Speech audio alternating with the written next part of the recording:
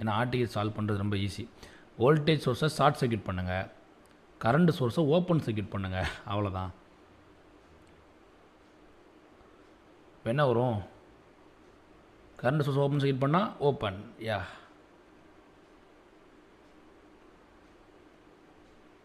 Right, அவ்வளோதான்.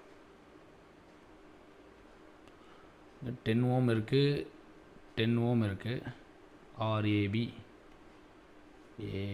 AB எனக்கு என்ன கிடைக்கும்? ஆர்டிஹெச் அதாவது ஆர்ஏபி ஈக்குவல் டு 20 ஓம் கிடைக்கும். ஆப்ஷனில் இருக்கா பாருங்கள், ஆப்ஷன் இதெல்லாம் வந்து பார்த்தீங்கன்னா ட்ரிபிள் ஸ்டார் கொஸ்டின், ஓகேவா?